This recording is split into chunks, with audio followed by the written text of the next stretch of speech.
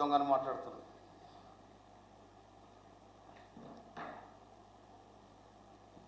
తెలంగాణ ఉద్యమం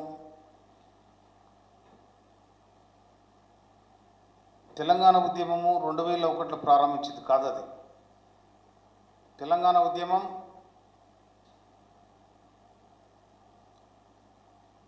మద్రాసు నుండి ఆంధ్ర విడిపోయే సందర్భంలో వాళ్ళు తెలంగాణను కలుపుకోవాలని ఒక సంకల్పం ఉన్న ఆంధ్ర నాయకులకు ఆనాడే ఇడ్లీ సాంబార్ గో బ్యాక్ ఈ సంస్కృతి మాకు తెలియదని చెప్పి 1952లోనే దీనికి బీజం పడింది. అంతకుముందే తెలంగాణ సాహిత్య రహితంగా పోరాటం నడుస్తూనే ఉంది ఒక దిక్కు. అది అయిపోయిన తర్వాత మద్రాసు రాష్ట్రం నుంచి మద్రాసు నుండి ఆంధ్ర విడిపోయే సందర్భంగా 1953లో ఆంధ్ర మద్రాసు విడిపోయిన తర్వాత 56లో భాషా ప్రయుక్త రాష్ట్రాలు ఒక భాష మాట్లాడే వాళ్ళు ఒక్కటికే ఉండాలని చెప్పి కేంద్ర ప్రభుత్వం తీసుకున్న నిర్ణయానికి ఆంధ్ర తెలంగాణ కలవాలని సందర్భం వచ్చినాడు. ఆనాడే మీకు మాకు మీ యాసకు మా యాసకు మీ సంస్కృతికి మా సంస్కృతికి సంబంధం లేదు కనుక మీకు మాకు పొంతర ఉండదు పొత్తు ఉండదని చెప్పి ఆనాడే మన వాళ్ళు తెలంగాణ ఆవశ్యకతను తెలంగాణ నేపథ్యాన్నే బయటపెట్టిన సందర్భం. ఆ తర్వాత 1969 తెలంగాణ ఉద్యమం ఉవ్వెత్తున లేచి విద్యార్థి లోకం మా తెలంగాణ మాకు కావాలన్నాడు. పత్రికలు లేవు, టీవీలు లేవు, బస్సులు లేవు, ఏది లేకున్నా కూడా ఒక్క మాటతోని తెలంగాణ ఉద్యమం ఉవ్వెత్తున నడిస్తే కాసు బ్రహ్మానందరెడ్డి కసాయి తూటాలకు 372 మంది విద్యార్థులు నేల కొరిగిన సందర్భం. ఆ నేపథ్యమే ఇవాళ తెలంగాణ ఉద్యమైంది. కానీ ఇవాళ నేనే తెచ్చిన తెలంగాణ, నేనే మూడ కట్టుకొచ్చిన, మా మూడ కట్టుకొచ్చిండు, లేకపోతే మా అయ్య మూడ కట్టుకొచ్చిండు, ఇవన్నీ పనికిరాని మాటలు మాట్లాడుతూ ఉన్నారు. వేలాది మంది తెలంగాణ అమరవీరుల త్యాగఫలం ఇవాళ తెలంగాణ ఏర్పడింది. దాని వెనకాల వచ్చిన తర్వాత తెలంగాణ రాష్ట్రం ఏర్పడడానికి మీరు నిరాహార దీక్ష చేసినని చెప్తా ఉన్నారు. నిరాహార దీక్ష చేసినరో ఎందుకు చేసినరో మీరు నిరాహార దీక్ష బందే సందర్భంలో గద్దరన గలవిప్పితే మళ్ళీ లేచి మళ్ళీ మీరు నిరాహార దీక్ష పెట్టారు. దీనికంతటికీ మేమే దీనికి వారసులం, మేమే తెలంగాణ అనేది మీరు ఫీల్ అవుతూ ఉన్నారు. అది కరెక్ట్ కాదు. తెలంగాణ ఉద్యమం రకరకాల అంచెలంచెలుగా జమగూడిన సందర్భం.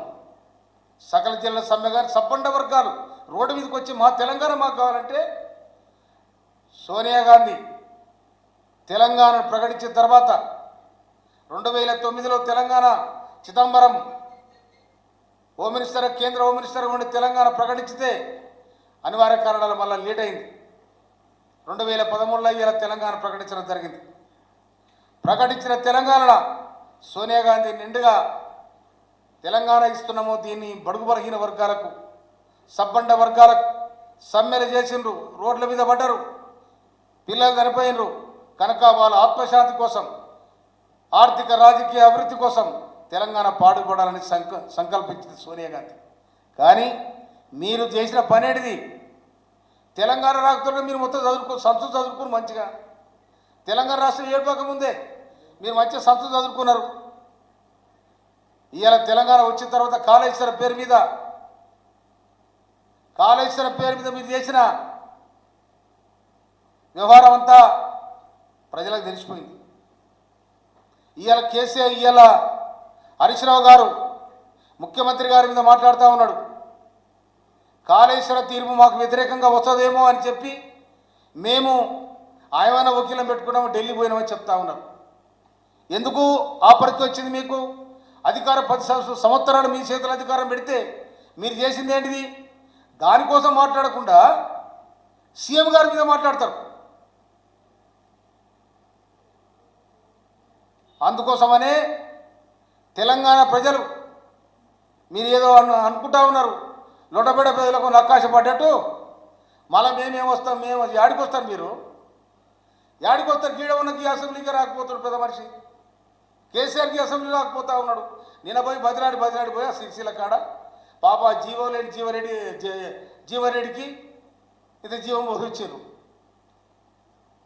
కానీ హరీష్ రావు గారు మాట్లాడే విధానం, ఆర్టీసీ సమ్మె, మీ పీరియడ్ల కార్మికులు సమ్మె చేస్తే 34 మంది చచ్చిపోయారు మీ కారణంగా.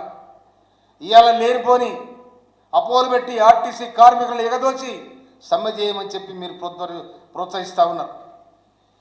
రాష్ట్ర ప్రభుత్వాన్ని, ముఖ్యమంత్రి గారిని మీరు తులనాడుతూ ఉన్నారు. కానీ మీ పీరియడ్ల పల్లెలకు ఎవరు పోలే. మీరు కట్టించిందంత ఏంటిది? శ్మశాన వాటికలు, బొందలగడ్డలు, వైకుంఠ ధామాలు. ఇవాళ గొప్ప చెప్తా ఉన్నారు దాన్ని. నువ్వు దొడ్డు బియ్యం వస్తే మొత్తం అది బర్లకు కుర్చీల పోసారు, దొంగతనం అమ్ముకున్నారు, రీసైక్లింగ్ చేసి ఆ బియ్యాన్ని అమ్ముకున్నారు. ఇలా బ్రహ్మాండంగా సన్న బియ్యం ఇస్తూ ఉంది కాంగ్రెస్ సర్కార్, రేవంత్ రెడ్డి గారు ప్రభుత్వం. బ్రహ్మాండంగా 5 లక్షలు ఇల్లు కట్టిస్తూ ఉన్నారు. మీరు కట్టించిన బొందలగడ్డలు. ఇవాళ విద్యా స్కూల్ పెడతా ఉన్నారు, ఇంటిగ్రేటెడ్ స్కూల్ పెట్టారు. నియోజకవర్గానికి కూడా ఇంటిగ్రేటెడ్ స్కూల్ ఉంది. ఇవాళ పని నడుస్తూ ఉంది. కనుక ఇవన్నీ కూడా ప్రజల కోసం, ప్రజల చేత ఎన్నుకోబడి తెలంగాణ మీకు అప్పచెప్తే తెరులు చేసిరని చెప్పి ప్రజలు ఇటువైపు తిరిగి కాంగ్రెస్ పార్టీని అధికారం తీసుకొచ్చారు. మళ్ళీ కూడా నికారసైన ముఖ్యమంత్రిగా, భారతదేశంలోనే నెంబర్ 1 ముఖ్యమంత్రిగా రేవంత్ రెడ్డి గారి నాయకత్వంలో సాగుతున్న ప్రజాపాలన ఇది మీ కళ్ళమంట ఉన్నది. ఎందుకని చేస్తున్నాడు, ఏనేది చేస్తున్నాడని అన్నీ చేస్తారు.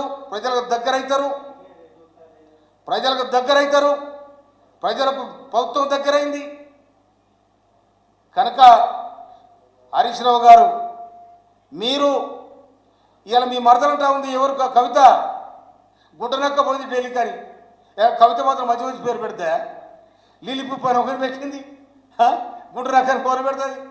కానీ మధ్యలో పెడుతుంది కవిత కూడా. కవిత గారు అంటున్నారు ఉద్యమకారులంతా అడక తింటున్నారని. మీరు సంపాదించిన దాంట్లో ఒక 10 వంతు పెట్టి వాళ్ళకు. నువ్వు, మీ బావ, మీ అన్న, మీ తమ్ముడు అందరూ కుప్పలు దోసుకురు కదా. అల్లకాయకి ఇంత పెట్టి ఒక 10 వంతు పెట్టి మీరు చాలు. కనుక అమరవీరుల కోసం కవిత గారి, కేటీఆర్ కానీ ఎన్నడొచ్చారు మీరు పార్టీకి? తెలంగాణ ఉద్యమంలో ఎన్నడు చేరారు మీరు? 2006 మీద కేసీఆర్ రాజీనామా చేస్తే ఆగం మేఘాల మీద హరీష్ రావు మీ కుటుంబాన్ని ఆగం చేస్తుండ అని చెప్పి కొంతమంది ఆగమేఘాల మీద ఫోన్ చేస్తే అమెరికాలో వచ్చి దబ్బున వచ్చారు మీరు. అప్పటిదాకా మీకు తెలంగాణ వెనక, తెలంగాణ స్థితిగతులే వెనక. కనుక ఇవాళ అంత కూడబలుకొని ముఖ్యమంత్రి గారి మీద దాడి చేయాలని ప్రయత్నం చేస్తూ ఉన్నారు. మీ దాడి కానీ, మీ వ్యవహారాలు కానీ ప్రజలు నమ్మే పరిస్థితులు లేరు. ఎందుకంటే మీరు చేసిన విచ్ఛిన్నమైన రాజ్యపాలన ప్రజలు విసిగిపోయి కాంగ్రెస్ పట్టం కట్టింది. అందుకోసమనే ముఖ్యమంత్రి గారు రేవంత్ రెడ్డి గారి నాయకత్వంలో సాగుతున్న ప్రజాపాలన మళ్ళా కూడా రాజ్యాధికారానికి వచ్చేది కాంగ్రెస్ పార్టీ అని నేను నొక్కి చెప్తా ఉన్నాను నేను. ఎందుకంటే మీకు అప్పచెప్పారు. మీరు అప్పచెప్తే మీ 5 మంది అవ్వబడ్డారా, ఇంకెవరో అవ్వలే. ఇది అందరి సమిష్టిగా నడుస్తున్న ప్రభుత్వం. ఇది ఆర్టీసీ కార్మికులకు మనవి చేస్తాను నేను. ప్రభుత్వం నిన్న కూడా ప్రకటించడం జరిగింది. ఆర్టీసీ కార్మికుల మీద 23 తారీఖు నాడు క్యాబినెట్లో ఒక నిర్ణయానికి రావాలని కూడా గౌరవ ముఖ్యమంత్రి గారు నిన్న ఇచ్చిన స్టేట్మెంట్ చూసినాం మనం. అందుకనే మంది మాట వినకండి. అన్యుడు పోయినాక అధికారం కోల్పోగానే